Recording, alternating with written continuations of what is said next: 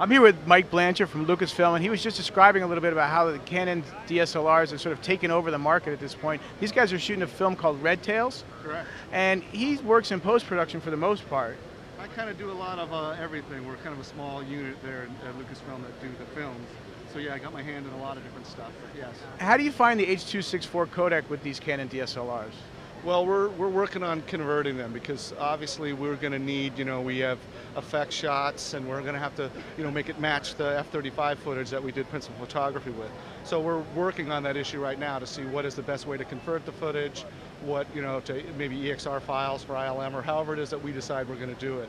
But, certainly when we just look at the footage and put it on a big screen, it holds up way better than it has a right to. And that's something that we discovered a long time ago when we first started trying to move people in the digital cinema realm, is that people spend way too much time on the numbers. Film is 4K, blah, blah, blah, but it's really not, because nobody ever sees a projected negative. So by the time you do release print, take it through its paces, it's nowhere near what a lot of people claim that it really is.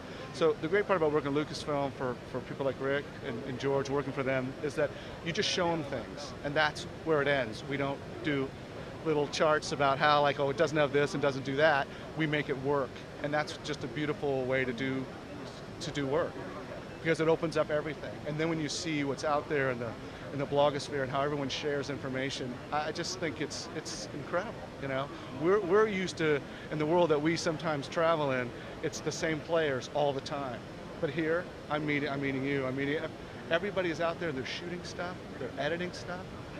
To me, this is like the final link in the chain, because between Final Cut Pro and everything else, it was always like the price for entree into this business was always pretty high, either connections or a long apprenticeship.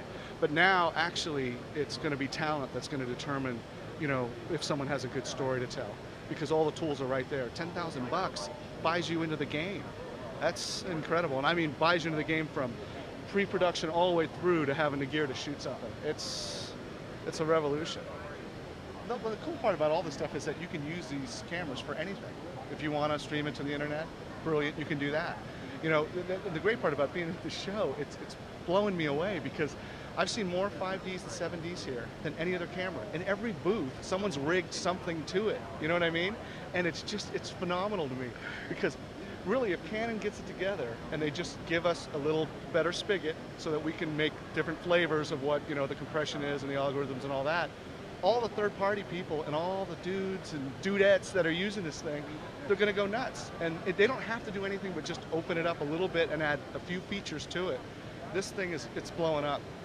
It's the most unbelievable thing I've ever seen, because the price point of the cameras just went down by a level that just opened the door for everybody to get one.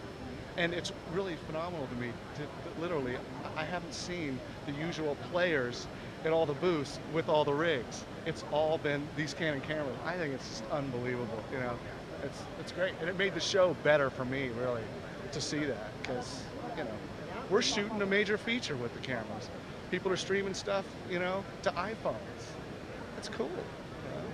There's this moment frozen in time, and it's right now. And if they sit on it too long, someone else will come in and fill that void with something similar. But they've got this thing. It's absolutely brilliant. Yeah. And I don't think they really realize. Oh, actually, I know that they don't realize how incredible it really is. But time will tell.